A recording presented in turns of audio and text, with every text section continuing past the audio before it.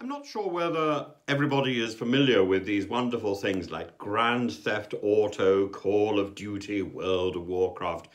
The video games industry, I think, is bewitching and interesting and also potentially dangerous. And I have to put my cards on the table. Many years ago, about, nearly 30 years ago, I think, I got involved in making video games. I was there really at the point when video games started to move into genuine 3D, and I found it fascinating. But I don't play video games myself. I find that really difficult. At the time, 30 odd years ago, I found it difficult even to switch on a computer, and I needed help from one of the programmers who used to switch on my computer when I started and switch off my computer when I stopped. I was simply designing the way things looked. And I think I was involved in some quite important games design, and I will always look upon that as a positive experience. And it helped my understanding of animation, certainly. You know, there's animation in almost real time. And certainly today, when you play a computer game, the things move and respond to what the gamer is doing. But what does gaming teach us? Is it a valuable thing, or is it or is it some sort of laziness? Is it a mind number, or is it a mind expander? And I'm not really sure. I'd be really interested to hear your views on this. And one of the things which struck me is, people, when I go back to this thing, Liz Truss suggesting that people should go and fight for the International Brigade, one of the issues that was discussed at that time back in February was that fighting in a real war was very different to Call of Duty. There were real bullets, and it was dangerous. And we can think about the amateurs who went off to fight in Angola back in the 1970s, and they met with a veteran fighting force, and they were slaughtered or captured, and the Labour government at the time made it very clear that they weren't going to help anybody who went off to do that because it was against British law. Liz Truss made a mistake. So I think she should still be honouring that commitment, and she should be making every effort to get people like Aden Aslan back out of captivity. This is her responsibility. You can't make a mistake and then not correct, not go the extra mile to correct the mistake that you have made and the damage that you have done. In this case, I don't think that she inspired Aden Aslan to fight for Ukraine, and I certainly don't think that he was a mercenary, but I do think that she has added to the propaganda which has been used against those people who have been captured, not only Aden Aslan. But if you look at the computer games industry and those amazing games which will pop up all the time, my students play them endlessly.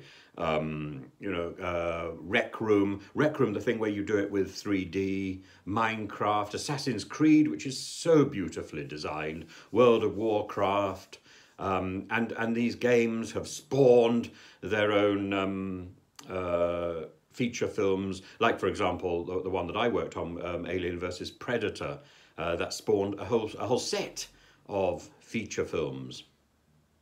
Now, what benefits possibly can gaming have? It might increase dexterity. It might increase your ability to type. It certainly increases your ability to game. So if you are playing games, then presumably you become better at playing games. But does it give you transferable skills? Does it give you life skills, speedy responses, for example? Some people think that it improves your spatial awareness, your perception, your concentration, your decision-making ability. I know that Age of Empires definitely improves people's sense of geography, but beyond that, I wonder, does it genuinely stimulate people's curiosity in the real world? Does it genuinely help in our greater general knowledge. I think possibly it does actually. I mean, a lot of students that I've got are significantly more informed about events because they've been playing history games, or Assassin's Creed, of course, helps with that. They certainly know some of the details of history which Assassin's Creed taps into. But overall, there is a sort of view, I think, that gaming makes people indolent, that it impacts on them, on people's mood, their social skills.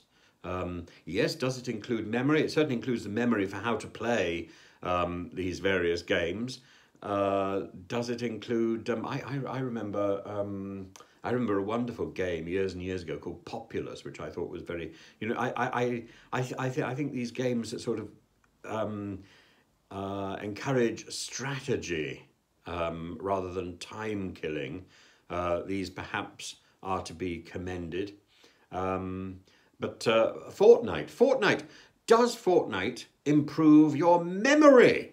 So anyway, look, there's lots and lots of questions that I'm putting out about the cognitive and social benefits of gaming, because I think the gaming industry is a sort of parallel industry to the reality TV industry. If we get one right, we get the other right. So we've got to ask, what benefits do we have from gaming? What benefits in the real world do we have from gaming? Or is gaming just another form of second-rate TV that keeps children quiet?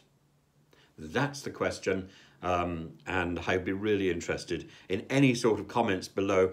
And also, you know, there's an English language aspect to gaming, because so many of the games are in English, and certainly some of my students who are from other countries benefit from practicing their English in Call of Duty, in these road rage things. What's the big road rage one?